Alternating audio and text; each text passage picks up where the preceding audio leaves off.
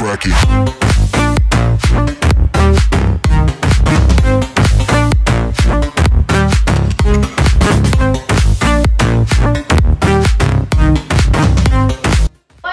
Eu sou a Bárbara. Eu sou a Kailane. Eu sou a Luana. Eu sou a Juliana. Eu sou a Júlia. E nós somos integrantes do grupo 12.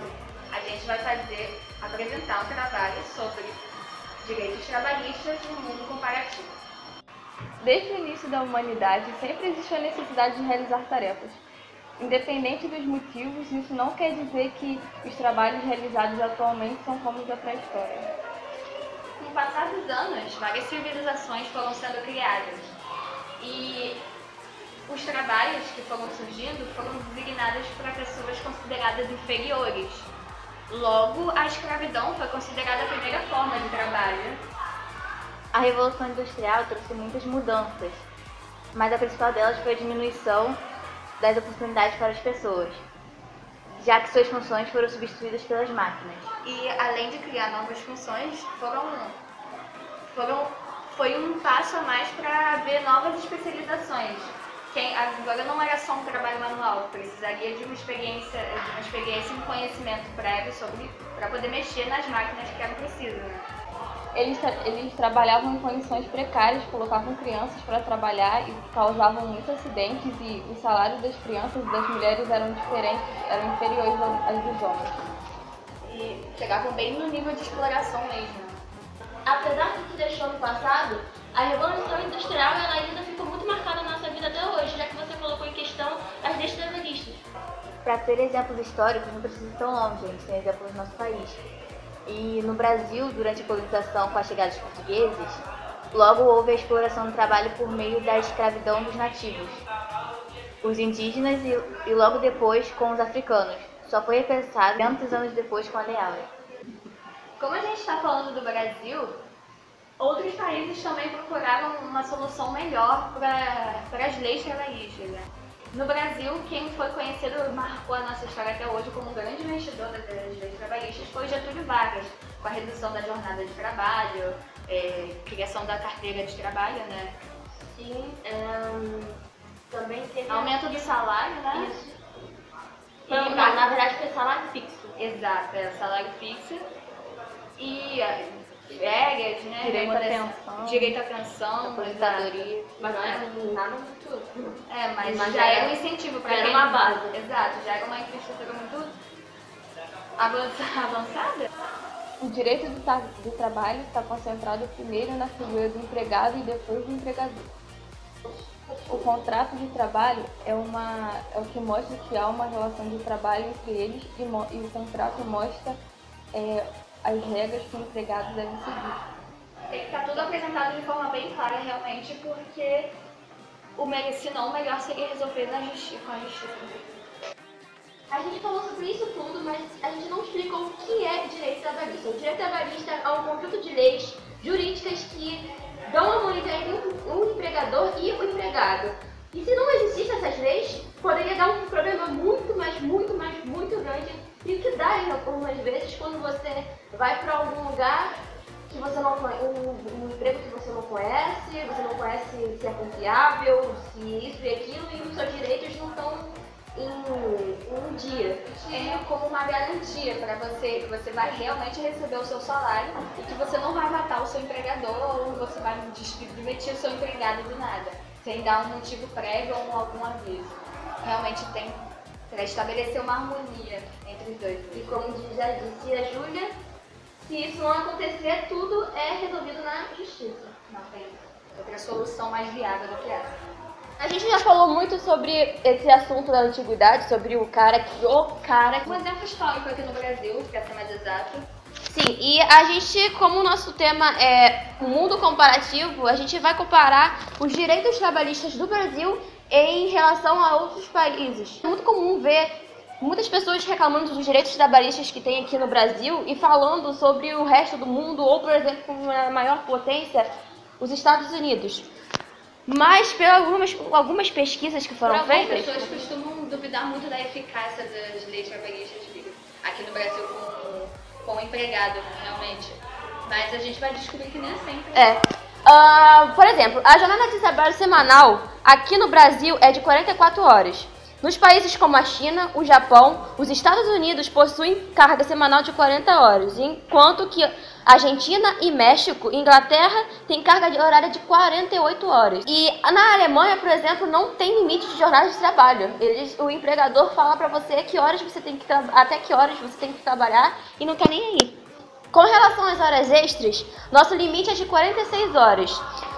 Permitida a realização de mais 2 horas extras por semana. Na China, na Alemanha e na Inglaterra é permitido 48 horas semanais, incluindo as horas extras. Na Argentina, o limite máximo de horas semanais é de 52 horas, enquanto no México é de 57 horas. Países como o Japão e os Estados Unidos não têm qualquer limite, ou seja, você pode trabalhar a hora extra que você quiser, ou não. Dias atuais de férias anuais.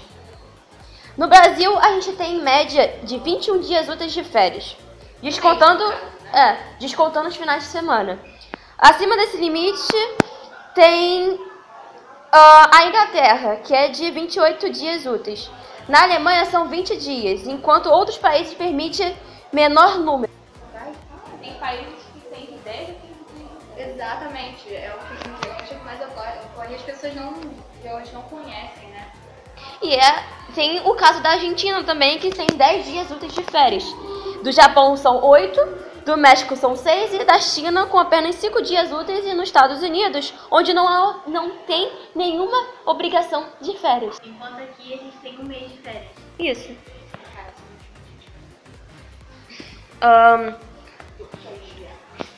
Agora a gente vai falar sobre licença maternidade. O único país no mundo que supera o Brasil no tempo de licença da maternidade é a Inglaterra, com 52 semanas, embora a remuneração não seja integral, descrescendo ao longo do tempo. Enquanto o Brasil oferece 17 semanas com remuneração integral, a China, a Alemanha e o Japão oferecem apenas 14 semanas. Apenas no Japão a remuneração não é integrada. Tudo tem país que... País não, né?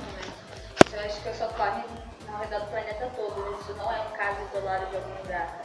Que as pessoas dão prioridade para contratar trabalhadores homens do que mulheres, justamente por causa da licença maternidade. Na Argentina, a licença maternidade é de 13 semanas, com remuneração integral. Enquanto no México são 12 semanas com remuneração, e nos Estados Unidos também são com 12 semanas, porém sem qualquer remuneração. Encargos trabalhistas em relação ao salário. O encargo trabalhista são o maior ponto de divergência entre o Brasil e os outros países do mundo. Da mesma forma que, com relação aos demais impostos, o Brasil tem o maior custo de encargos em relação ao salário. Os empréstimos brasileiros desembolsam 71% de impostos relacionados ao valor pago aos seus empregados. Esse percentual apresenta o segundo lugar na China, com 42%, enquanto em outros países oferece números bem menores, como a Argentina, que tem 26% de encargos, a Alemanha com 20%, o Japão com 15% e o México com 14%, enquanto os Estados Unidos e Inglaterra aparecem no final da lista com 9% e 8%. Inclusive, o que mais acontece aqui no Brasil é que quando você suja o seu nome, fica muito difícil de conseguir um empréstimo justamente para você conseguir limpar o nome. Isso é o que mais acontece com a maior parte das famílias de classe média brasileira. Realmente, é uma coisa, não são exceções. Isso geralmente é um pouco mais comum de acontecer. Né? Sim. Ou até mesmo se você atinge uma certa idade, você não consegue mais empréstimo nos bancos ou qualquer outra coisa. Realmente, virou um problema tão agravante que as pessoas costumam aceitar qualquer proposta de emprego. As pessoas costumam aceitar qualquer proposta de emprego que vem pela frente, até aqueles que não oferecem os seus direitos básicos ou carteira assinada. Tudo isso que a gente procurou saber sobre os direitos trabalhistas, a gente foi buscar opiniões de outras pessoas. Em sua compreensão, o que é o emprego ideal? O emprego ideal é que te dê estabilidade e, de preferência, com um bom salário, né? Na minha compreensão, eu acho que o emprego ideal é estabilidade, um bom salário e que você fique satisfeito com o que você faz. O emprego ideal, eu acho que hoje não tem muito, a gente não está podendo escolher muito. O emprego ideal, pelo menos que tem as leis trabalhistas, a carteira assinada. Eu ainda dou prioridade a esse tipo de trabalho, que é digamos, o mais correto, né? Que tem as nossas férias, que tem fundo de garantia, que tem a passagem e tudo mais. Os benefícios depende de cada empresa, dá um plano de saúde, dá um odontológico e outras coisas mais. E é isso, não tem um ideal no país que a gente vive, eu acredito. Sendo sincero, aceitaria o emprego em quem não oferecesse carteira assinada? Só se não oferecesse muitas vantagens e tivesse uma liberdade muito grande acho que de tempo, mas em outra situação não, acho que a carteira assinada é muito importante. Já aceitei várias vezes, já trabalhei na loja ali no Brasil, de bolo, trabalhei na loja que hoje em dia até tem no Instagram, que é de uma amiga, Paticu. Trabalhei em vários locais que não tinham certo. Hoje em dia você, se pintar qualquer coisa, você vai ter um dinheiro. Isso depende muito da necessidade da pessoa. Você numa situação desfavorável, desempregado, que você não tem a opção, lógico que aceitaria, mas o ideal é que você tenha a carteira assinada, para você ter seus direitos garantidos por lei.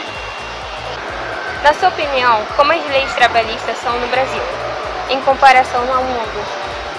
Olha, eu não tenho uma ideia formada sobre o que acontece no resto do mundo não, mas eu acho que nós temos leis bastante sólidas e eu acho que atualmente são razoáveis, são boas, as leis trabalhistas. Muito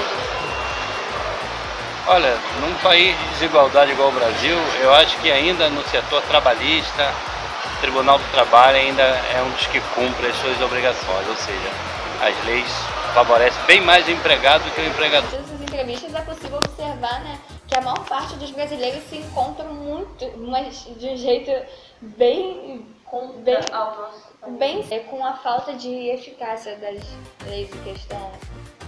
Acho que é mais pela falta do emprego em si do que pelas leis. Agora vamos saber a opinião de um profissional. As leis trabalhistas,